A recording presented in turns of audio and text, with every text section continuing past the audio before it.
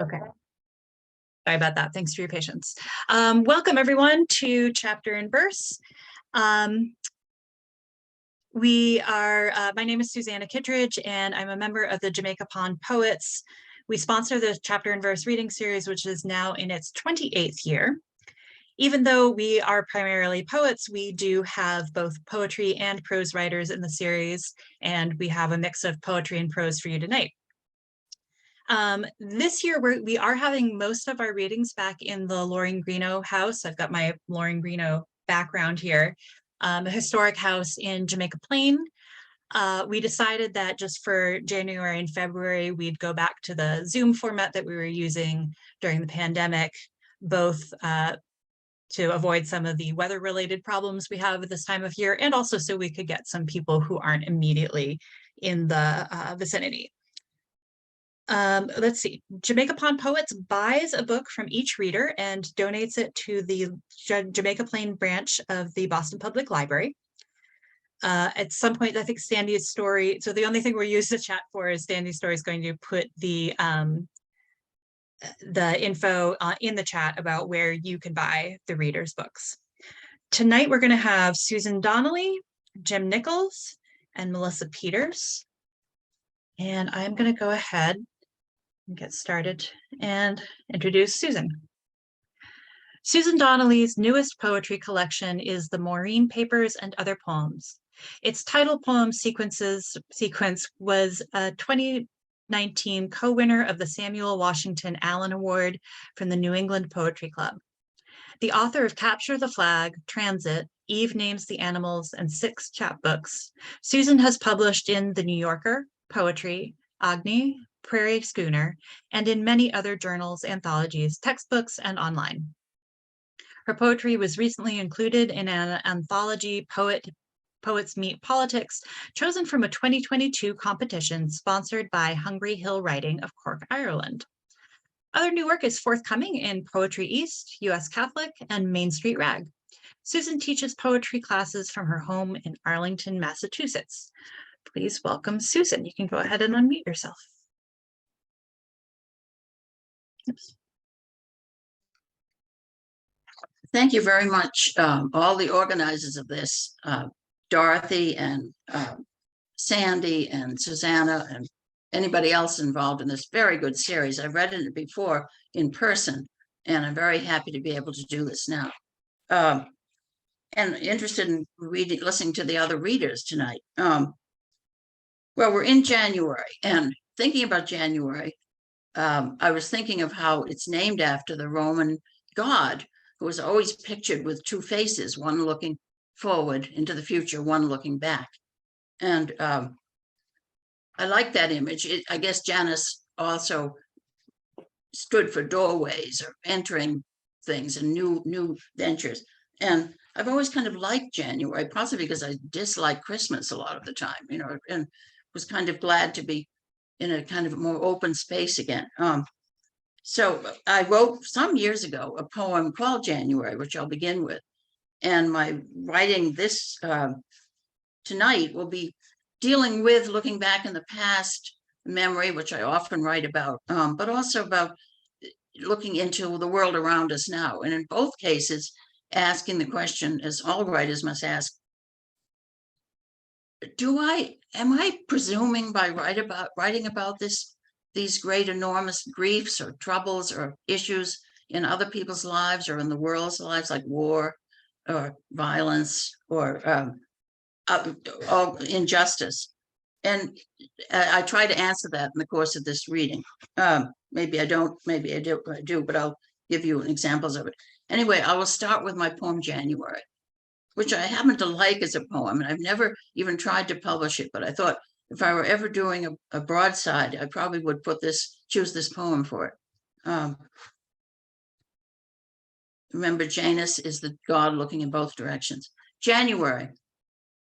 I like the rule of the 2-faced God, how the past lets up in me and the house lightens, shakes off red spangles for another year, paper whites, due time in a hall closet.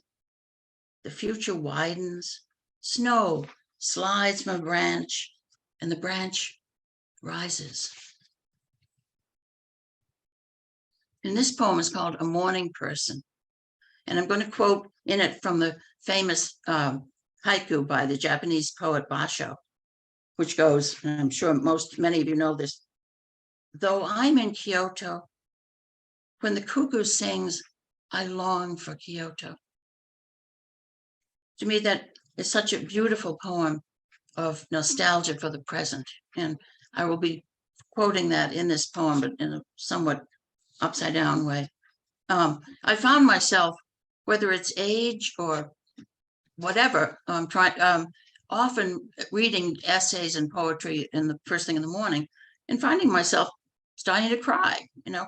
I began to call these breakfast tears, which seemed like a nice phrase, but then I thought, let me look into them more and write a poem about it. So in this case, I'm really writing about myself, but I'm writing in the third person. A morning person. It must be because she is one, most awake at the start of day, that so often now, over coffee, she will set the cup down to wipe her eyes at a line in a memoir, maybe, or a poem read for the 100th time when the cuckoo sings, I long for Kyoto.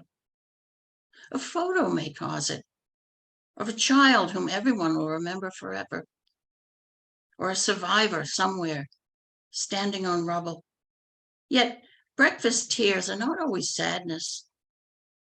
Often the words she reads are so full of joy, she looks up from the book to think beyond them, past the outside scene, where a squirrel cavorts, where a neighbor has just stepped onto a porch.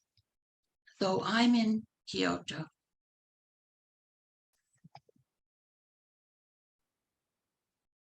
And I think in this memory thing, I'm amused by the phrases that we all as consumers take in and get used to in the world.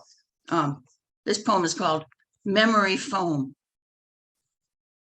I really don't want a mattress to remember quite as well as this one. I resist being drawn into the body's past, how I lay down last week, last night, or even an hour ago, when I first tried to settle myself into sleep. Neither do I want to be tidally sucked close to another body, not from spontaneity or sentiment, but simply from some manufacturer's oxymoronic design. Memory, foam, one so enduring, the other evanescent. I'm going to read 3 poems about my father, so we go into memory in a way. But this also talks about my own personal Kyoto, which is Cambridge in the area, and about a wonderful park, reclaimed park called Donnelly Park in North Cambridge. It has its own small, has a little of everything, and has its own small kind of wetlands that I like to go to. And I was looking at it in a late November, early December time recently, and seeing the various grasses around it. And I was thinking, I suppose that's called sedge. And that made me think of Keats's La Belle Dame sans Merci, which begins, oh, what can ail thee, knight at arms, alone and palely loitering? The sedge has withered from the lake, and no birds sing. So I call it, oh, what can ail thee? The park I love's all winter now, muted. Its wetlands straw, a steel blue puddle reflects the sky. I first think sedge, then of the doleful night, and then my dad, who'd make us dawdlers over supper get up and fetch the dictionary to find a word. What ails indeed? Though the grass-like plant with triangular stem has withered from the lake or patch of wet, though chatter in nearby thickets sounds more like cold than song, sedge comes to mind. I look it up, hear Keats instead.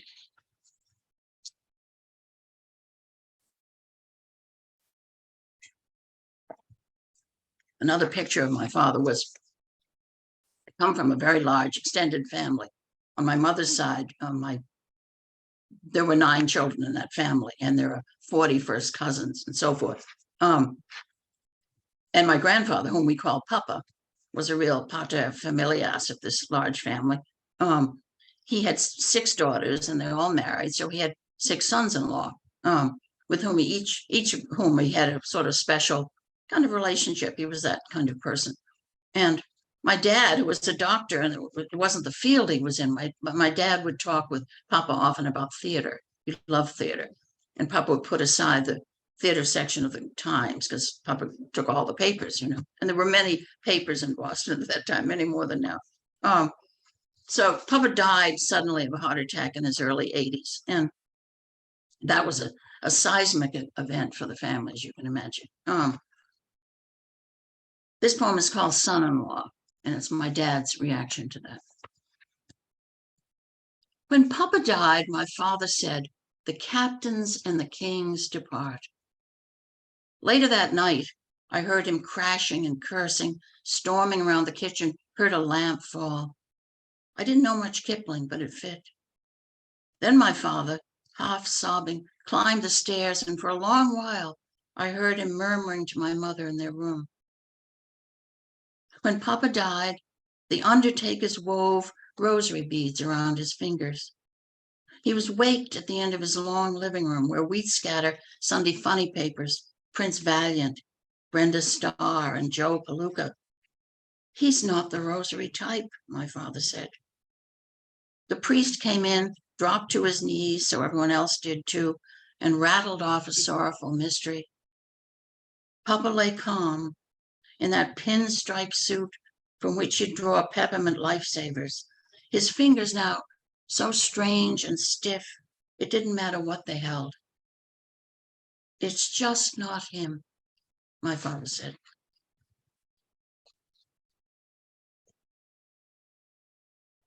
Then years pass, and my father developed a dementia, and later, obviously, an Alzheimer's. But in the year or two before he's finally hospitalized, I used to often go and have tea with him and my mother. So this poem is called Florence. They had used to travel quite a bit. This is the Italian city, Florence, they're referring to. Florence. If my father can tell the anecdote of the shoes, everything will be all right. Something funny about shoes, their trip to Florence.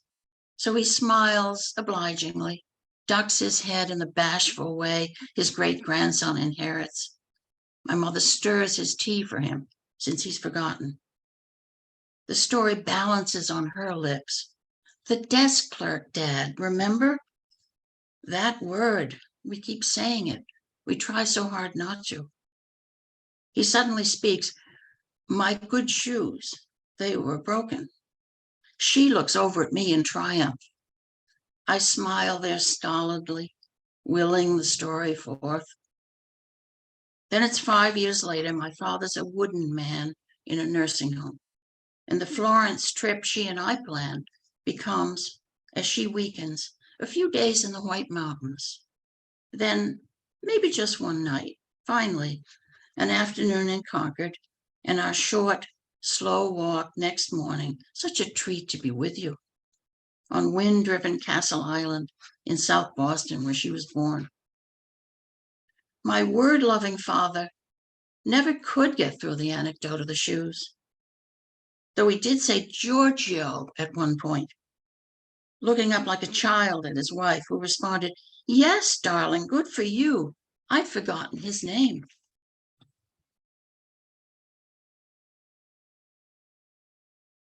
We write about people we love in our family and other people close in our own personal lives. And then we say, do I have the right to do this? But then we think of the whole world and its griefs and enormities. And you ask yourself, is it self-indulgent because I happen to take great joy in writing a poem that I write about this terrible thing? And my answer to myself, and maybe other writers feel the same way, is that's what I do. A teacher teaches, a painter paints, a fireman rescues people from a building. This is what I do. Since writing's what I do, I'm trying, against conscience, to write about those people in Ukraine scrambled from home with just a bag or two. What did they pack? How heavy even a 1-year-old would become, carried for blocks. My back aching so after a night on one of those thin mattresses. The noisy, silly, frightened kids. I know I'd snap at them because I couldn't help it. Then watch the younger frown to himself, hands twitching in his obedient lap. The pangs I'd feel. You see, I've nothing but my fortunate self to speak. Yet, God forgive me, I keep trying to write.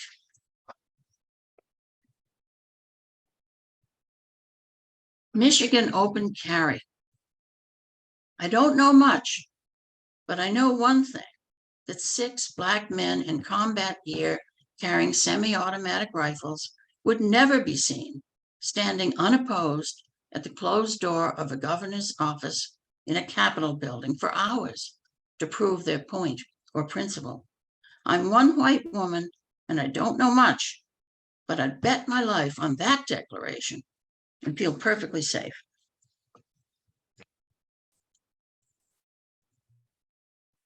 This is a recent poem, very recent, and I had, for reasons I'm not even going to explain, I came to see a definition of a word, the word inculcate.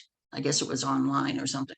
And I thought to myself, it sounds familiar, but I really couldn't quite remember what it was all about. But at the same time, I was thinking about writing about another event in the news.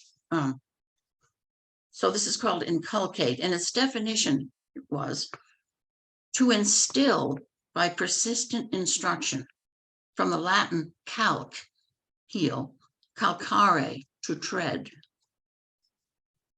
If a drag queen can come forward in her spangled stilettos, mid gunshots and screams, to stomp on the back of the Club Q killer, let me come forward, though suspicious before, in favor of drag queens, and let those high heels inculcate and pound me till I'm dragged, kicking and screaming, into a new gospel.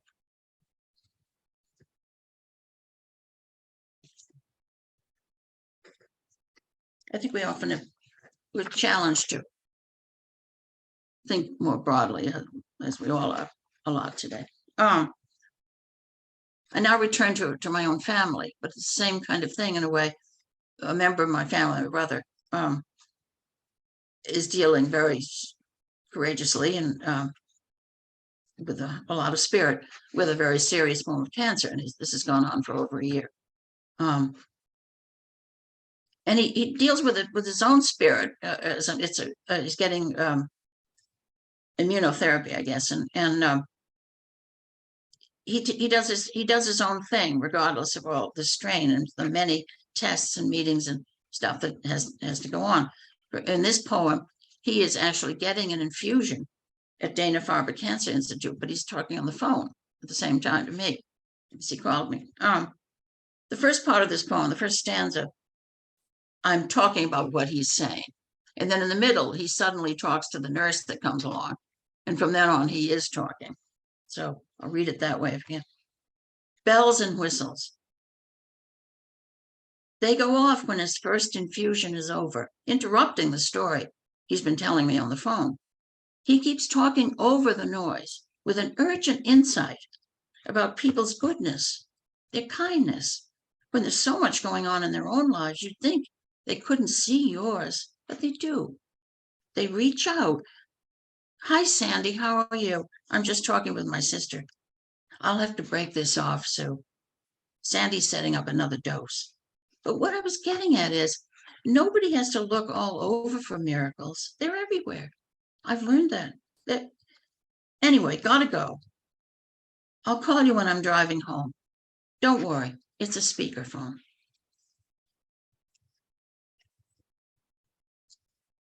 I learn a lot every time I talk to that brother, my little brother. I'm going to read a couple more poems. This one, Papa, my grandfather, appears again.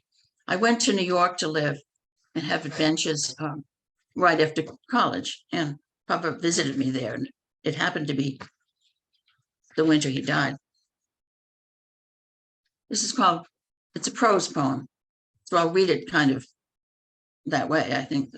Anyway, love makes the world go round. When I've climbed the 4 flights to the apartment, I go right to the window, and there he stands at the curb, my grandfather, Papa. It's so cold tonight. When we spoke just now, getting out of the cab, white smoke came from our mouths. Papa waves, and I can tell he's saying, love, that he's relieved I'm back upstairs safely. What could have happened to me inside this little building? Yet there he's waited for my lights to come on. Circling in my head, Anna Maria Alberghetti's song in Carnival, the musical Papa took me to, as a treat for a granddaughter living in a slum after that nice house in Brookline. But I only learned he thinks that later. And anyway, it's just a block in Yorkville, stony with cold, where from a window I watch as Papa gets stiffly back into the cab to return to his hotel. The last time I see him. I undress and go to bed, humming the carnival music. Somebody soon will love you if no one loves you now.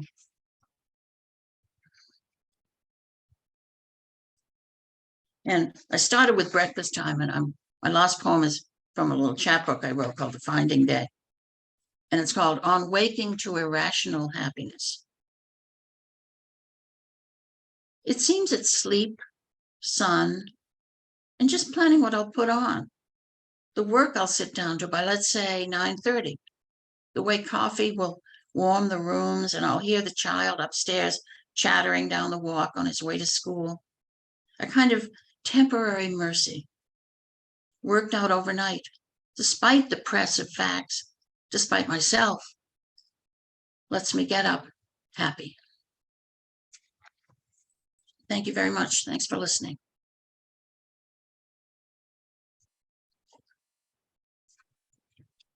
Thank you so much, Susan. That was really wonderful. If you ever get that broadside made of the January poem, let us know. Next up, we have Jim Nichols. He has published widely, including in December, Esquire, Zoetrope ASE, Narrative, the Clackamas Review, American Fiction, and Portland Monthly. He is a past winner of the Kurt Johnson Prose Award for Fiction and the Willamette Function Prize. His collection Slow Monkeys and Other Stories was published in 2003 by Carnegie Mellon. His novel Hull Creek, Down East Books, appeared in 2011. His 2 most recent novels, Closer All the Time, Islandport Press 2015, and Blue Summer, Islandport Press 2020, each won the Maine Literary Award for Fiction. Jim and his wife Anne split their time between Maine and Santa Fe, New Mexico. Please welcome Jim. So go ahead and unmute yourself, Jim. Yeah, just figure that out. Thank you. Really appreciate being invited to read tonight by the Jamaica Pond Port Society. So thank you so much. It's great to have such a turnout. I'm going to read just a story from my novel in stories, interconnected stories, called Closer All the Time. Each chapter is the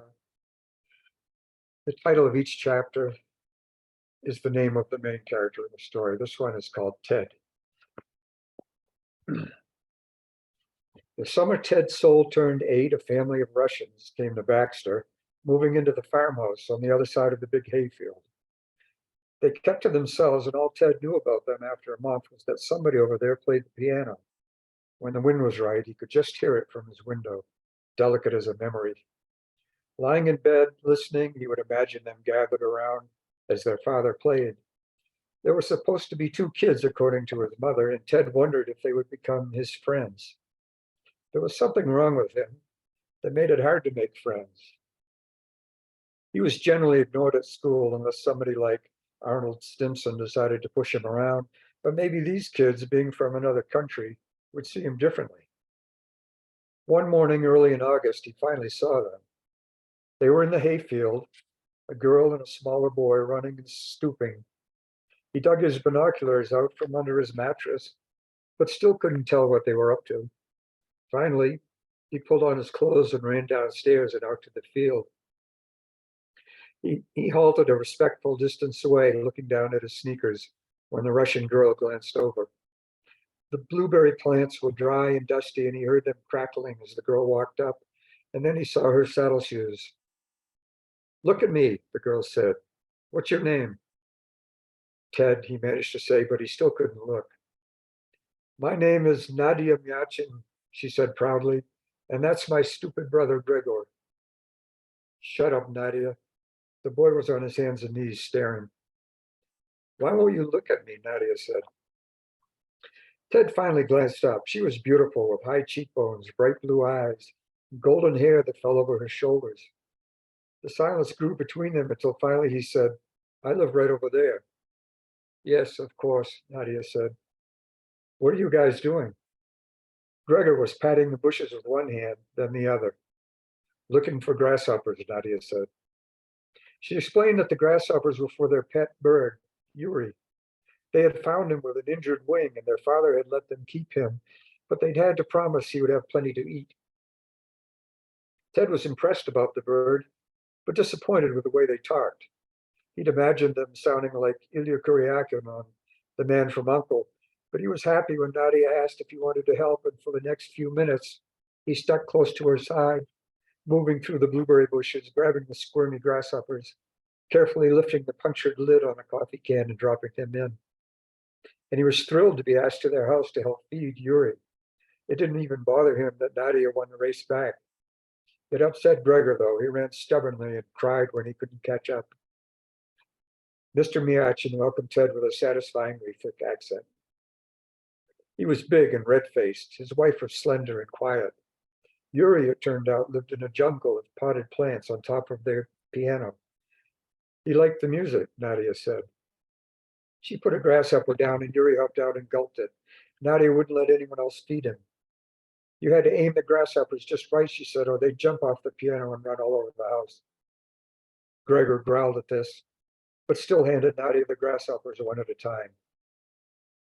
When there were only a few left, he let Ted hold the coffee can so he could reach in and select a grasshopper.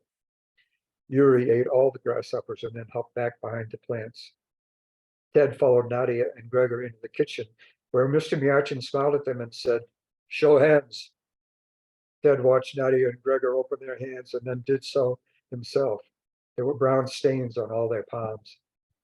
"Tobacco juice," Mr. Myachin boomed. "I call it grasshopper poop," Nadia whispered to Ted. "No swearing," Gregor hissed. "That's not swearing," Nadia hissed back. "You, boy," Mr. Myachin said, "can swim." "A little," Ted said. "Good.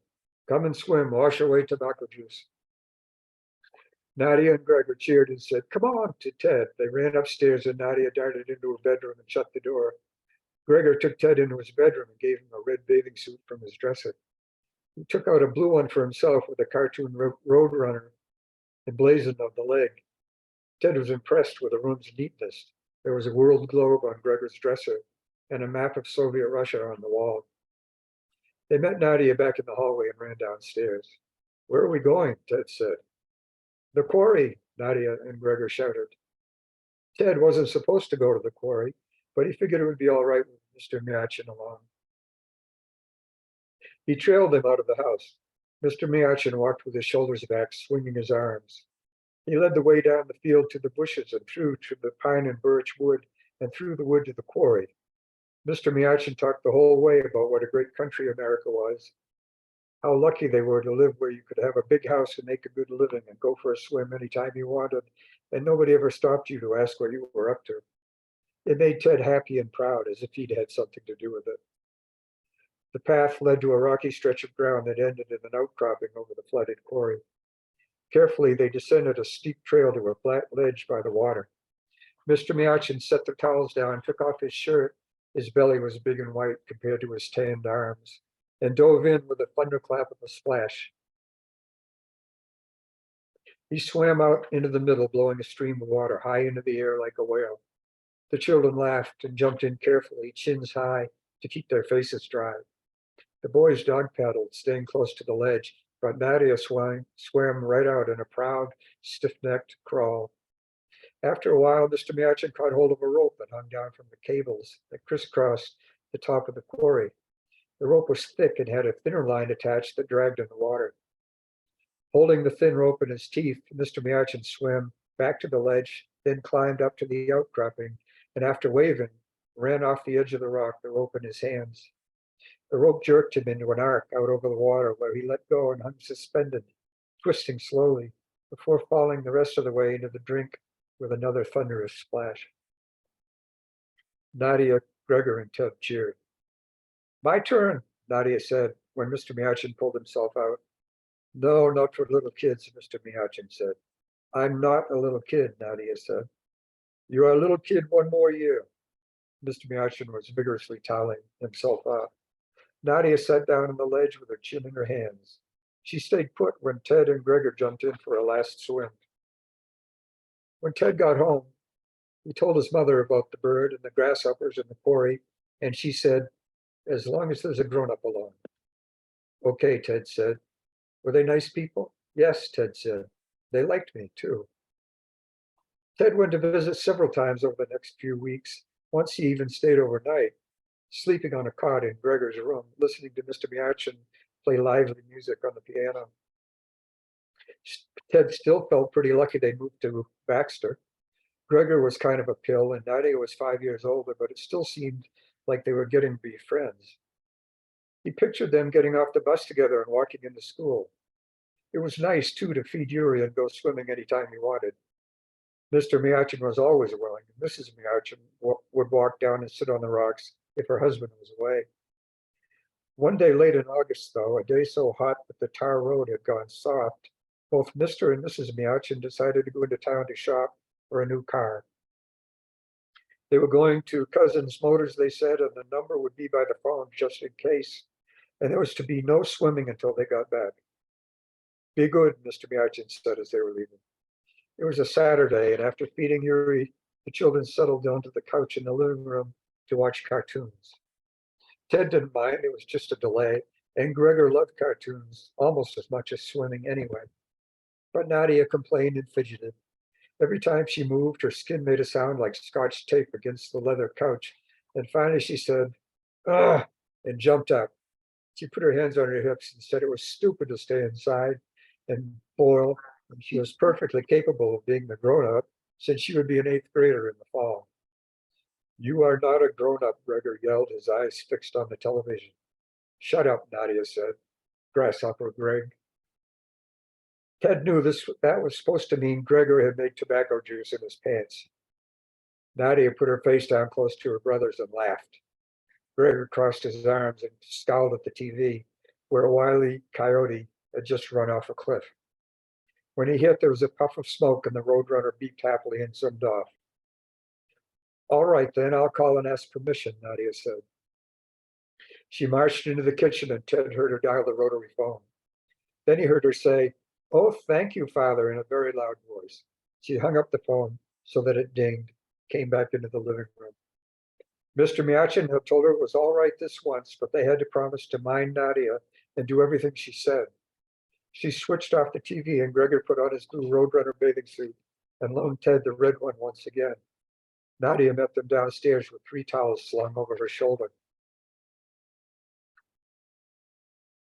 They walked past the piano where Yuri cocked his head from between the plants. Can we bring grasshoppers back? Ted said. Bring the coffee can, Nadia said.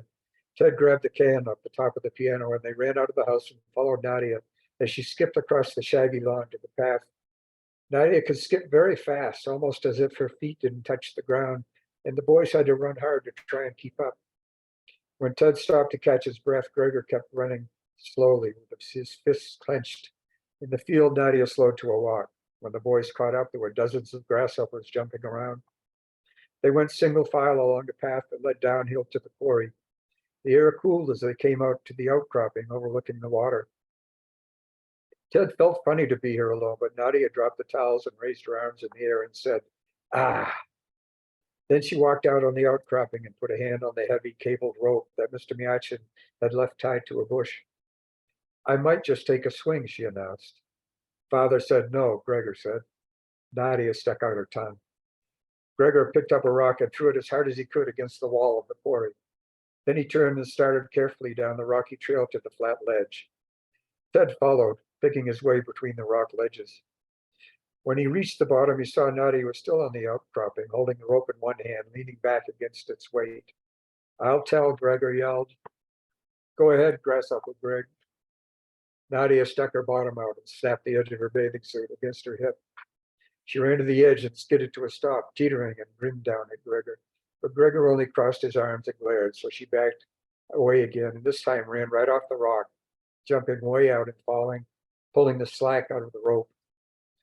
Ted waited for her to swing out over the water, but when she reached the rope's limit, it snapped itself right out of her hands, sending her into a long tumble that ended in an awkward flat splash into the water. The boys ran to the edge of the ledge, and when Nadia reappeared, her long hair fanning out, Ted clapped his hands, and even Gregor yelled, "Whee!" But Nadia only looked at them and sank again. Bubbles broke the surface, and a shock went through Ted. He held his breath, but she didn't come back. Finally, Gregor said, "Come on," and they waded out until the rock dropped away, and then dog paddled toward the rope trembling into the water. They couldn't find Nadia. Ted even put his face into the water and opened his eyes. Finally, they were exhausted and had to splash back to the ledge. They climbed to the top of the quarry and ran gasping back to the field and staggered through the springing grasshoppers to the house. When they burst into the kitchen, Mrs. Miachin smiled. "Did you see my new car, you boys?" But Mr. Miachin frowned at their wet suits. "Where is Nadia?" Gregor sobbed. Mr. Miachin looked fiercely at Ted, and when Ted's mouth trembled, he yanked the door open and tore out of the house. The boys and Mrs. Miachin ran after him. Ted had never seen anyone's mother run like that before. When they got to the field, Mr. Miachin was gone, but the grasshoppers were all stirred up. The boys followed Mrs. Miachin across the field and into the woods. They kept up with her, even though Ted's legs felt heavy as granite, and Gregor was gasping and straining. "Oh, please, God, no," Mrs. Miachin kept saying. Mr. Miachin was standing in the quarry entrance with Nadia in his arms, both of them dripping water onto the rock. "Run back," he said, looking at his daughter's slack face. "Call ambulance." Mrs. Miachin ran off, knock-kneed, choking.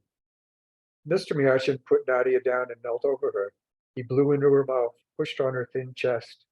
Her hair was in the dirt, and when Gregor tried to brush it clean, Mr. Miachin shoved him away with one hand.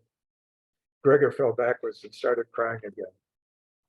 "Shut up," Mr. Miachin said. He blew again into Nadia's mouth, pushed rhythmically on her chest. Water came out of her mouth. He kept at it until a siren wailed in the distance, and then he picked her up and ran heavily back through the woods. Ted and Gregor fell far behind, stumbling through the field and up to the house. There was an ambulance in the driveway, bouncing red flashes off the Miachin's new car.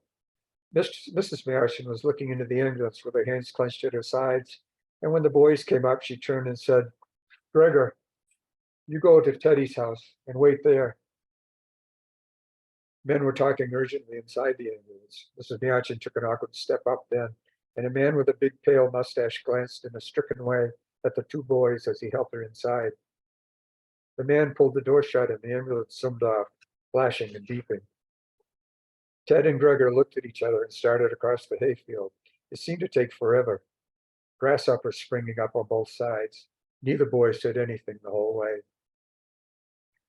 Till the end of that summer, the Miachins sold their house so they could move back to Russia. Ted's mother said it was because they needed someone to talk to in their own real language. "It's so sad, Teddy," she said. Ted hadn't been to visit since that hot Saturday, but when he heard they were leaving, he'd asked if it would be all right to go and say goodbye to Gregor. And his mother said she thought it would, but he should hurry because it was almost supper time. So Ted set out across the hayfield and knocked on the side door, the one with the metal latch that the Miachins used instead of their front door. After a few seconds, Gregor opened the door and looked out at Ted. "Hi," Ted said. "Hi," Gregor said. "You can come in if you want." The living room was nearly empty of furniture, but the grand piano was still there, and Yuri was too. He hooked out from behind the plant and looked at them. "Are you really going back to Russia?" Ted said. Yes, Gregor said. He put his finger on a piano key and played a high, plinky note. Then he put his hands in his pockets. Yuri looked at them with his head cocked. Want to go get some grasshoppers? Ted asked. Okay, Gregor said. The boys went out through the side door. The field was cropped now and it was cooler, but there were still a few grasshoppers dodging around at full speed, at half speed. They hadn't brought a container. The coffee can was still down at the quarry, Ted remembered. But they managed to grab enough with both hands to make Yuri a reasonable meal. Ted could feel them squirming inside his fists. He walked back with his hands out to the side. In the house, he and Gregor put them on the piano one at a time, and Yuri chased them down and ate them. But Gregor aimed the last one wrong, and it jumped off and hopped down the short hallway to the kitchen. Catch him, Gregor said. Ted ran after the grasshopper, dropping to his knees and trapping it against the baseboard next to the kitchen table, where Gregor's parents stood wrapping dishes and newspaper. He squeezed the grasshopper and looked up at them. Mr. Miachin just stared back with his big dark eyes, but Mrs. Miachin patted him on the head. Ted pulled the grasshopper's legs off so it couldn't escape again. He was very angry at it for trying to get away. He took it back to the piano and gave it to Yuri, who pecked it twice and swallowed it down. Ted gave him the legs, and Yuri ate those too, then cocked his head and ruffled his wings. Ted thought he looked pretty healthy. Yes, Gregor, if they were going to turn him loose when they moved back to Russia.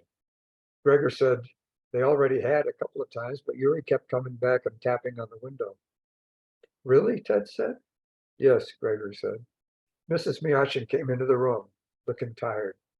I'm sorry, Teddy, she said, but you have to go home. Gregor must get to work and pack. She patted his head again and went to the kitchen. Gregor led Ted to the side door and held out his hand. Ted noticed a smear of tobacco juice on his palm. They put their hands together and solemnly shook. I'll probably never see you again, Gregor said. He jiggled the latch and opened it, and they went into the yard. My father said he'll leave a window open for Yuri when we leave. Good, Ted said. His whole chest felt tight. Maybe he'll fly over to your house. We don't have a piano, Ted said, and then he turned and walked away. He couldn't look back, not even when Gregor called, Bye. When he heard the door shut, it freed him to run.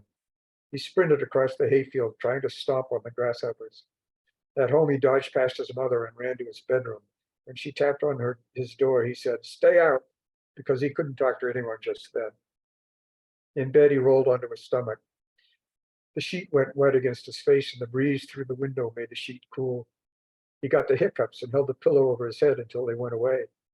Then he threw the pillow on the floor, turned onto his back. He held his breath, and it got so quiet that he could hear his heart beating. Then he heard the piano faintly from the Russian's house. It was a sad song that made Ted's breath come in hitches. After a while, it changed and became like the music to a cartoon, loud and jangly. Then it stopped altogether. Ted lay still, waiting, but the music hadn't resumed by the time his mother called him to supper.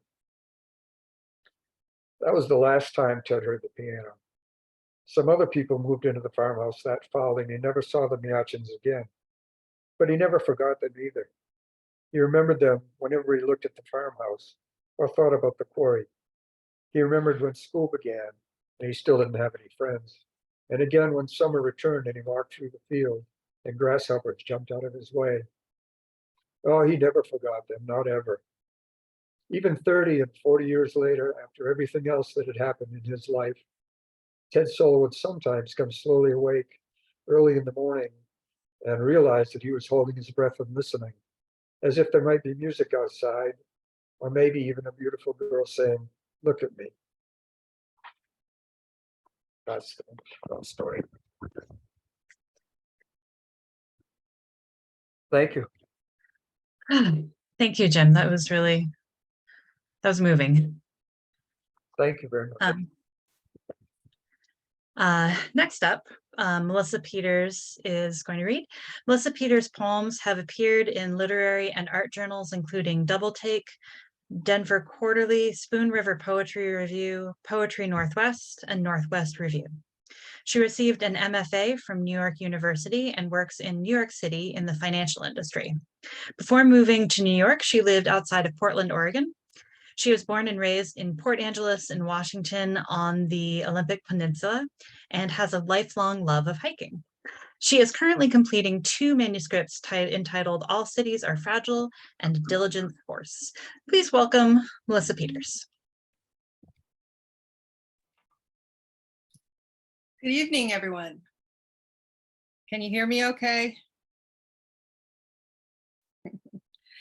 Thank you, Susanna and Sandy and the Jamaica Pond Poets and the Chapter and Verse audience for this opportunity. And thank you, Danielle Lagros Georges, for introducing me to Chapter and Verse.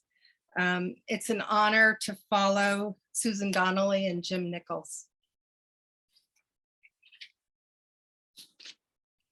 Hush. The first footstep is full of drama. It punches through the snowdrift on the stoop.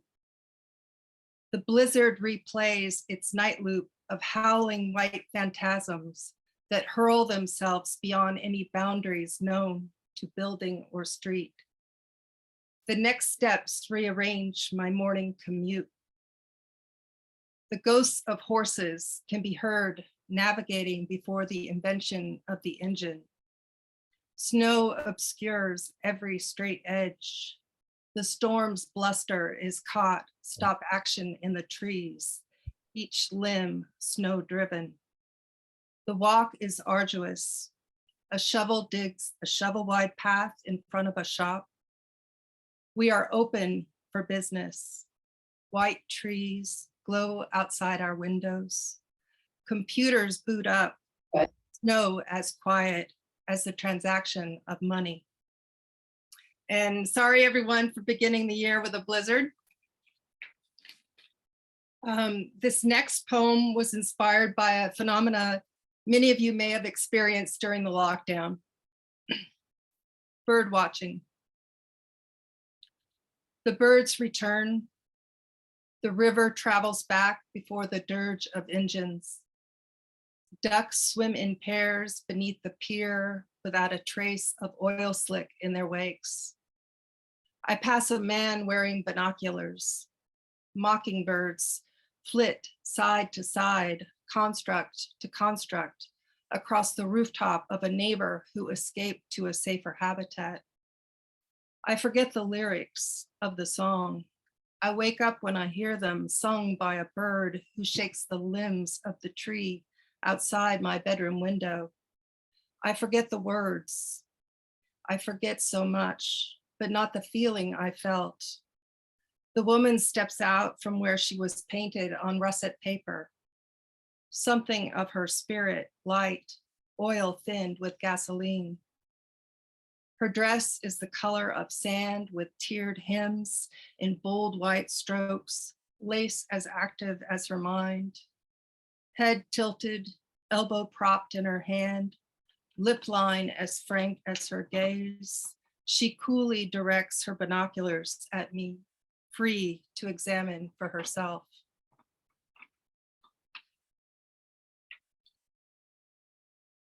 Ledge.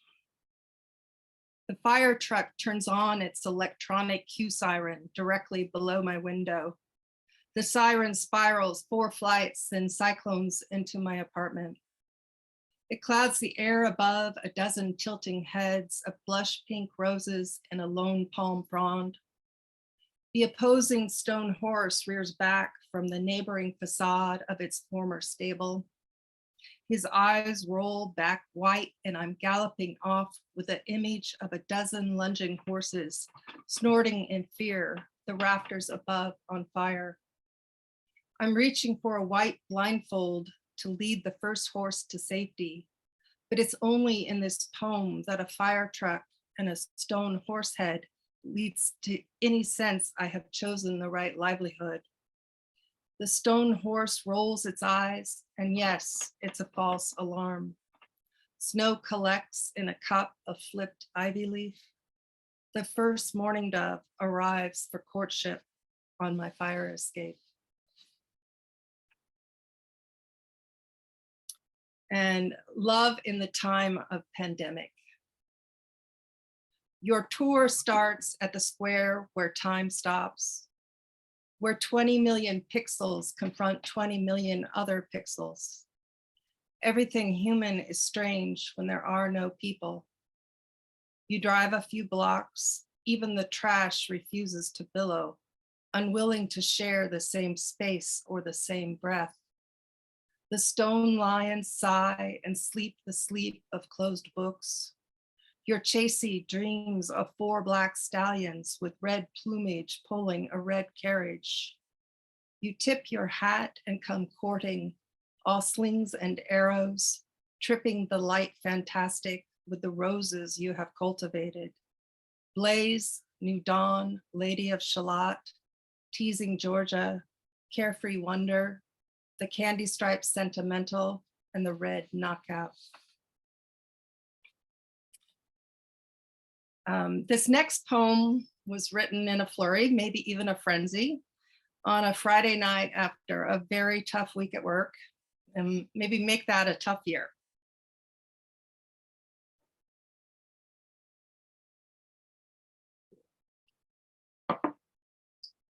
The horse cast a vote. I was talking to the horse across the street. We have a long history. We like to commiserate about the way he's been cemented into his post guarding a rich man's property. That and the way he and his kind can only survive by being in our good graces. Imagine, after roaming free for 3 million years, call me crazy. I call me born with my feet on the ground and my head in the stars, if that's an acceptable way to say you don't own me. Your friend owns a gun and your employer wields a hammer that pounds repeatedly on your head. There are 3 companies that stand to benefit while on their way to causing the end of life as we know it. Corporations being people, that means 3 people, or that microfraction of humanity, who stand to benefit, and be damned the horse and his planet. I'm making numbers up, but maybe it's closer to reality than anyone cares to calculate or contemplate. The horse believes in survival, even if it's against all odds. Maybe it's more than 3 companies. Maybe it's 20 if you analyze the statistics. There are lonely souls who compile data and analyze statistics, who speak truth to power if you think I'm only on the side of poets. When the stress gets too much, it is good for employee morale to buy a lottery ticket. If you travel outside your own circles, you might be surprised by how far up the free market food chain you will need to be, how rarefied the air you breathe to be exempt from the anxiety you and yours can survive. There's an old curse from way out west, from way back in history. I think it goes something like, fuck you and the horse you rode in on. Bad news. Every great leader knows how to mount a horse. This next poem was inspired by a photograph I saw at a restaurant on the site of a country club founded in 1925 on the Oklahoma prairie.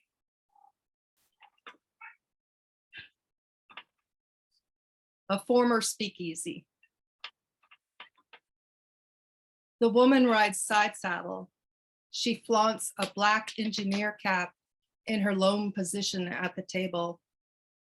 The men sit back on spindleback chairs and feign disinterest from all 4 sides of the plywood sheet laid across 2 sawhorses, a white tablecloth knotted at each corner. The country club is open for business. The men roll up their sleeves, whiskey bottles at fingertips, their view of the prairie unimpeded. The woman grits her teeth, her long black skirt rustles, the horse pricks up its ears, and the woman urges her bay forward at a full gallop toward the men in straw fedoras with their hands on their hips, one hand on the reins, perched on a side saddle with the certainty of spring bulbs planted to come up in a star formation.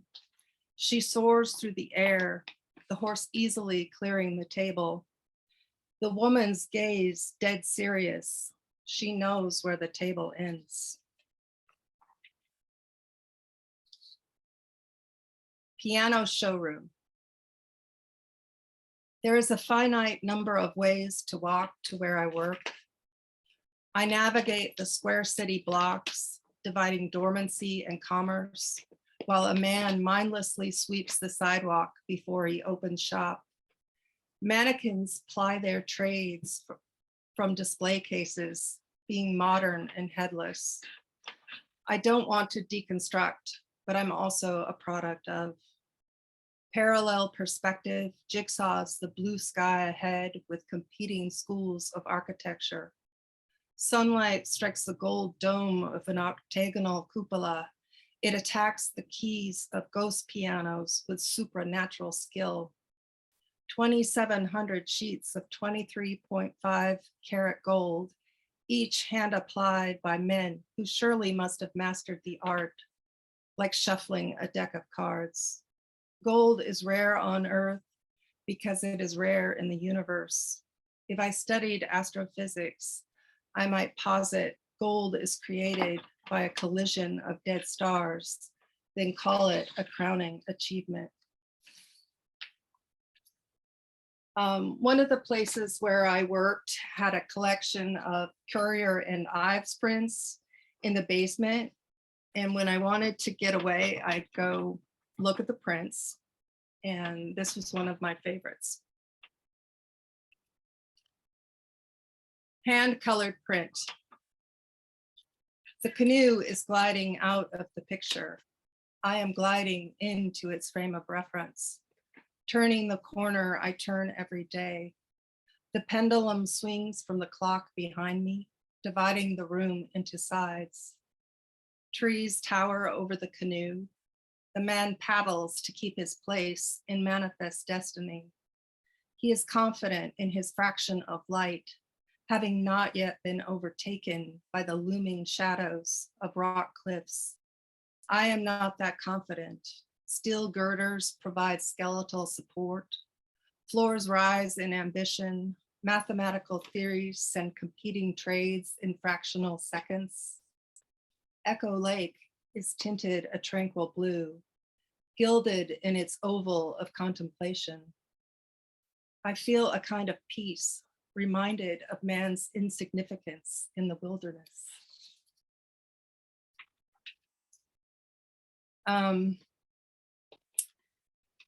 And when I was laid off from a job, I would visit a job search office, which was located in an especially ornate building near Grand Central. And it inspired this poem. Pedestrian. Mercury sits on the winged wheel of progress. He is way above my head. I enter the Beaux-Arts building distracted by worries. I'm not expecting a coronation or the fancy horse-drawn carriage I must have arrived in. Two black geldings fidget, tossing their plumed heads while I push the arrow pointing up. A gilt brocade on the red doors corrupts the basic tenets of Eastern philosophy. The car itself has Chinese red walls and a blue cloudscape ceiling.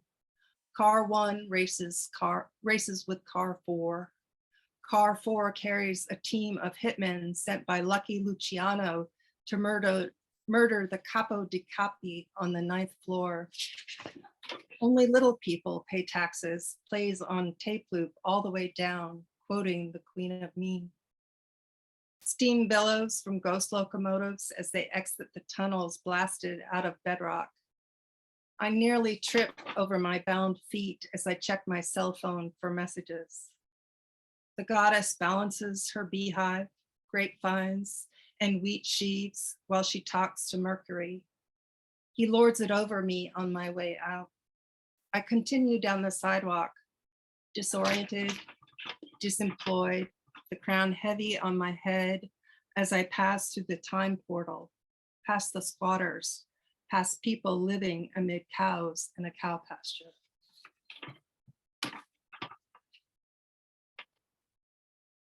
We're going to move to Coney Island now.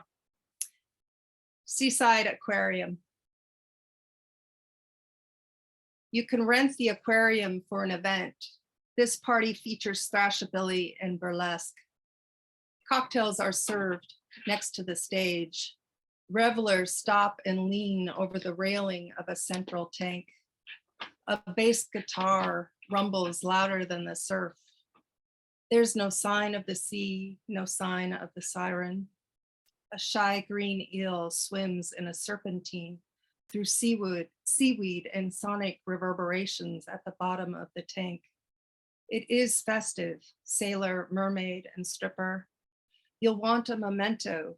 The photographer is stationed with a coterie of night flash equipment next to the seals. The seals are stationed on a rock as far away from the blinding light as they can swim. The ocean is near, I can smell it in the air. A walrus sighs in his sleep under the cover of a fake cliff. Another walrus dives into the pool and bobs his head, gliding through the glistening black water with an absolute command. I am the walrus. The seals bark and bark with a steady beat of the flashbulbs. Nothing in the sea is safe. I'm not mermaid, I'm human.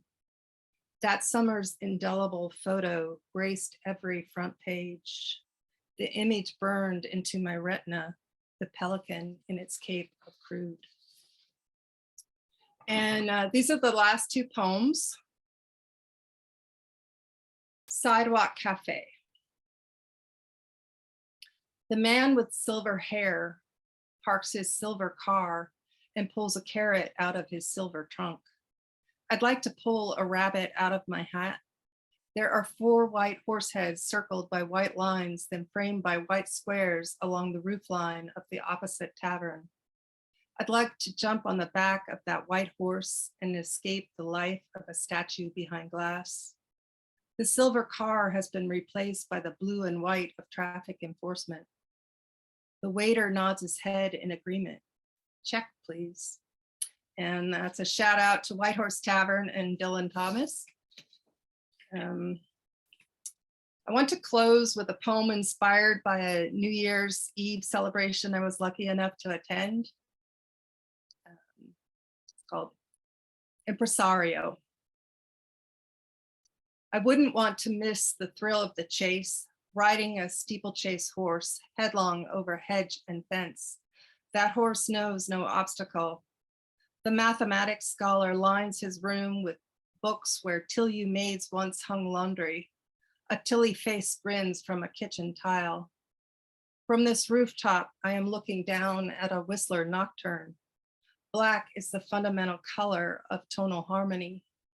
The paths of Prospect Park gradually begin to glow and intensify, a negative under the action of chemicals. We all lift our plastic flutes of champagne to art for art's sake. The fireworks begin. I would not be a slave to reality. I would not deride all that's mechanical, not those horses racing along steel tracks at Steeplechase Park. The day after a fire burned it all down, George Tillieu posted a sign. I have troubles today that I had not yesterday. I have troubles yesterday, which I have not today. And Happy New Year, everyone.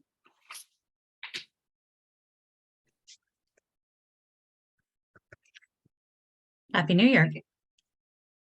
Thank you. Those were great. I especially love the aquarium poem and the juxtaposition of the sailor, mermaid, stripper, and walruses. So I just want to let you know that our next reading will be on February 10th, and it will be online again. The readers are Jean-Denis, I'm sorry, Sandy, do you know how to pronounce Jean-Denis' last name? Is it Joachim or Joachim? I'm not sure, sorry.